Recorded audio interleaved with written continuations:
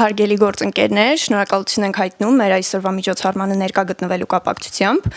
Ես Անահիտն եմ, Իրավաբանների հայկական ասոցիացիայի ներկայացուցիչ եւ պատկերի իր արդարադատությունը եւ խոս իր արդարադատության մասին խորագրերով նկարչության եւ շարադրության մրցույթների համակարգողը։ Նշեմ, որ մրցույթները իրականացվել են Իրավաբանների հայկական ասոցիացիայի կողմից իրականացվող արդյունավետ եւ ներառական ոստիկանական բարեփոխումների հանրային վերահսկողություն եւ իրազեկում ծրագրի շրջանակներում, որն էլ իր հերթին իրականացվում է Եվրոպական միության ֆինանսավորմամբ իրականացվող Հայաստանում արդարադատության ոլորտի բարեփոխումների մշտադիտարկում ծրագրի ներքո։ Ի սկզբանե մրցույթների կազմակերպման նպատակը եղել է պատանիների եւ երիտասարդների ընկալումների ստուգումը եւ ծանոթացումը այդ ընկալումների հետ արդարադատության, մարդու իրավունքների եւ ոստիկանության ոլորտի վերաբերյալ։ Նշեմ, որ Իրավաբանների հայկական ասոցիացիան տարիներ շարունակ տարբեր ծրագրերի շրջանակներում կազմակերպել եւ շարունակելու է կազմակերպել նմանատիպ մրցույթներ, ներգրավելով պատանիներին եւ երիտասարդներին։ Եվ այս համատեքստում կցանկանայի ինչպես մեր կազմակերպությունը, այնպես էլ այլ քաղաքասարական կազմակերպություններ վստահ եմ ինձ հետ կհամաձայնվեն, որ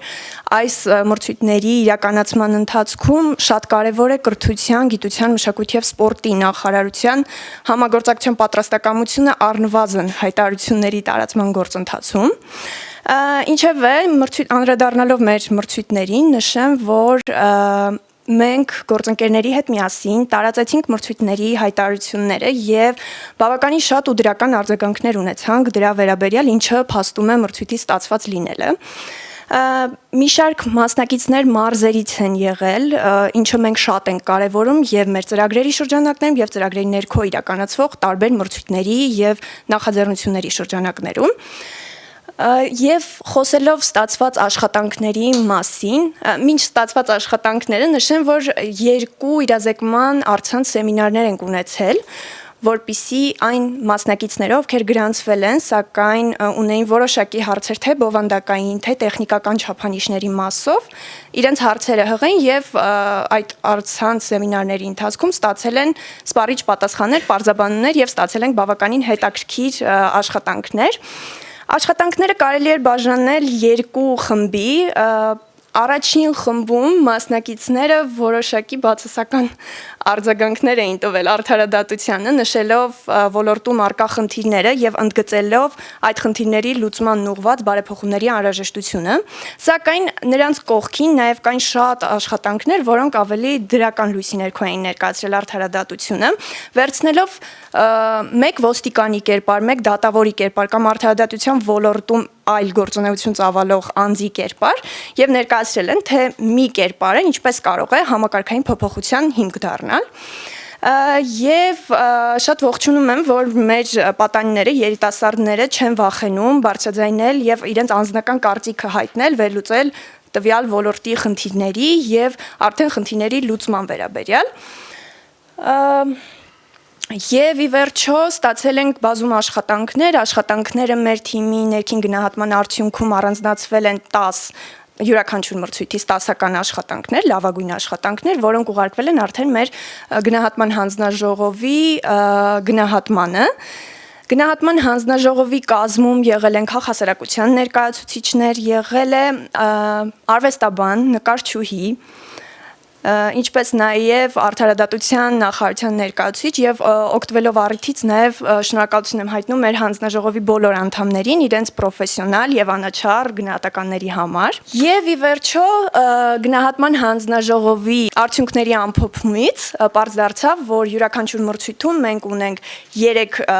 մրցանակակիրներ, ինչպես նաև մենք ընտրեցինք յուրաքանչյուր մրցույթից 2-ական հատուկ մրցանակակիրներ։ Դե ինչ, չչարաշահելով ձեր ժամանակը եւ տեսնելով նաեւ վերջին շարքում մեր մրցանակակիրների անհամբեր հայացքները, կցանկանայի այստեղ հրավիրել սոցիալական արդարություն հասարակական կազմակերպության նախագահ Տիկին Գայանե Հովակիմյանին, որպեսզի միասին արդեն մեր մասնակիցներին պարգևատրենք։ Սկսենք պատկերի իր արդարադատություն նկարչության մրցույթի 3 մրցանակակիրներից։ Հավաստագիրը տրվում է Սարգիս Մկրտչյանին, նկարչական մրցույթի 3-րդ օրինականը զբաղեցնելու համար խնդրեմ։ Շնորհավորում եմ Սարգիս, ուզում եմ միշտ ճատագով լինես արտադրության եւ մարդիկը դառնա շնորհավոր։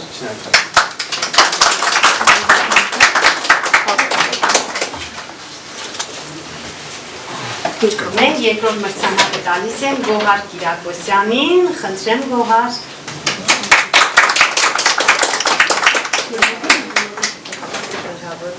Մաղթում եմ, որ սա լինի քո կարևոր ձեռքբերումներից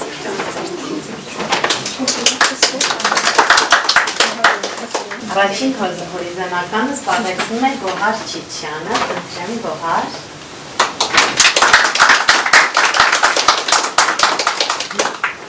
Ստասաշխատանքով Գոհար։ Նաև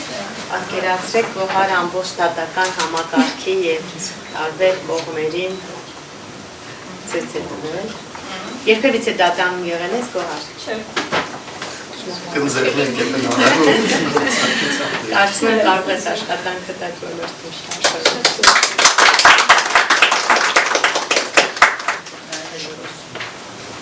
Արդեն անցնենք շարժության մրցույթների 3-րդ հորիզոնականը։ 3-րդ հորիզոնականը զբաղեցնում է Աննա Ղազարյանը։ Աննա Ղազարյանը մարզից է, իրեն փոխանցենք, այո, Վանաձորից կարծեմ։ 2-րդ հորիզոնականը զբաղեցնում է Նարեկ Խաչատրյանը։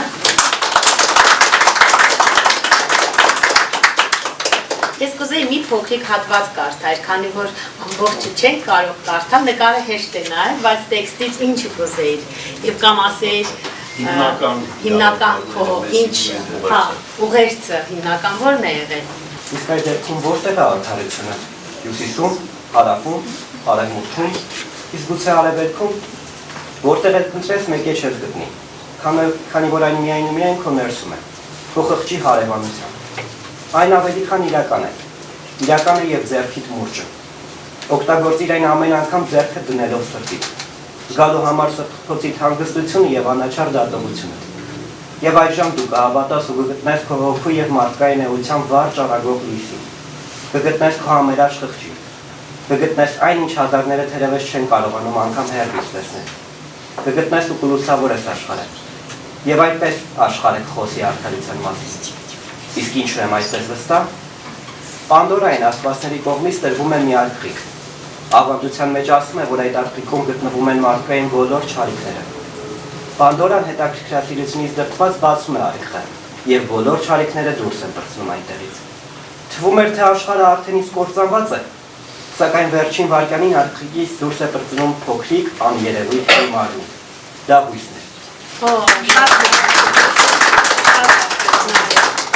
Ես շնորհավորում եմ եւ իսկապես վստահ բոլորս էլ մաղթում են, որ Նարեկը դրական մեր ճանապարհ ոչ միայն մասնագիտական, այլև գեղարվեստական գրական ճանապարհ կառուցի։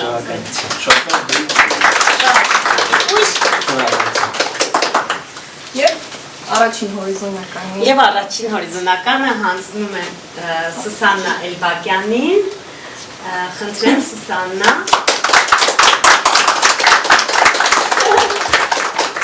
Ես կխնդրեմ, որ նաև Սուսաննան մի փոքր հատված ընթերցի իր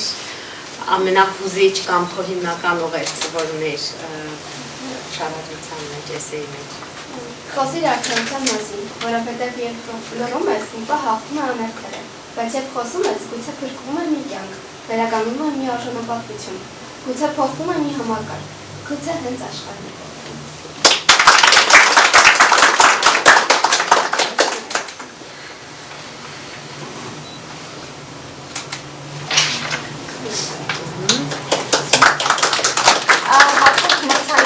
Հանձնելու համար կցանկանայի հրավիրել պարոն Վահե Ենոքյանին մեր խոսիր արդարադատությունը մրցույթի շարադրության հատուկ մրցանակակիրներին, սա մի հատուկ մրցանակակիր երկուսն է։ Հավաստագիրը տրվում է Անահիտ Հովհաննիսյանին։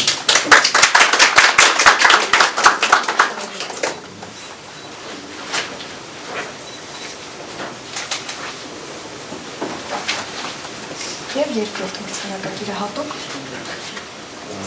Մարիա Մանվելյան։ Եվ մեր պատկերի արդարադատությունը հատուկ մրցանակակիրներին, նկարչության մրցույթի կցանկանայի պարոն Ատոմյանը արդեն ներկայացնել։ Շնորհակալություն, Ռադիկ Մանդացյան։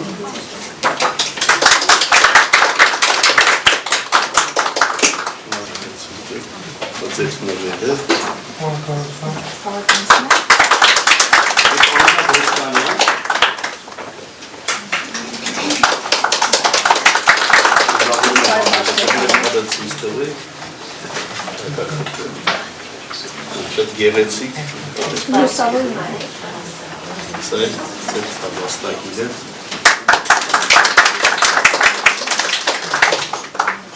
Անկեղծ ասած մեծ պատիվ է այստեղ գտնվելը որպես ուսանող եւ նաեւ փորձառու մասնագետների կողմից աշխատանքը առանձնացված տեսնելը իրականում շատ ոգևորիչ է եւ շատ կարեւոր է նմանօրինակ միջոցառումները։ Ես շատ հակիրճ երևի մի փոքր մաս կընթերցեմ թողնելով շարունակությունը մեր երևակայությանը ինչպես կպլանաձևենք արդարությունը։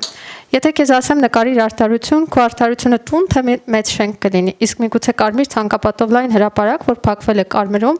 ուրիշներին չթողնելու ու սեփական անձը փրկելու համար։ Եթե քեզ ասեմ վրձնիր արդարություն, միգուցե դու պատկերես կապույտ երկինք, ամպի ծվեններ ու մի մեծ երամ, որի ճամփան տեսնում ենք, բայց թե ուր հասավ, այդպես էլ չտեսանք երբեք։ Ոստի կարծում եմ բոլորս մեր պատկերացման մեջ ունենք այս բանաձև արդարության եւ եւս մեկ անգամ շնորհակալություն մեզ հնարավորություն ընձեռելու, որ մենք ինքներս կարողանանք մի պահ կանգ առնել, խոսել եւ արդարությունը լույսի նման փորձել տարածել բոլոր այն տեղերում, որտեղ խավարը ծածկել է արդարությանը եւ տեղ է տվել երբեմն արդեն վայրենի անարդարությանը։ Շնորհակալություն։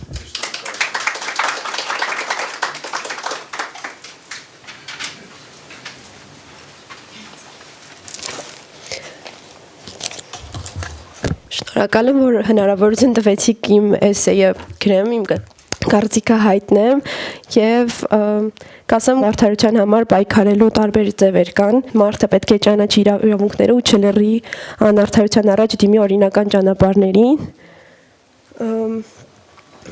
Միայն այդպես կարող են կառուցել վստահելի եւ արդար հասարակություն, որտեղ գրականության մեջ եւս տեսնում ենք, թե որքան վտանգավոր է, երբ ուժը գերադասում է արդարությունը։ Օրինակ Խաչատուր Աբովյանի Վերք Հայաստանի վեպում ժողովրդի տառապանքը պայմանավորված էր իշխանության կողմից օրենքի անտեսմամբ։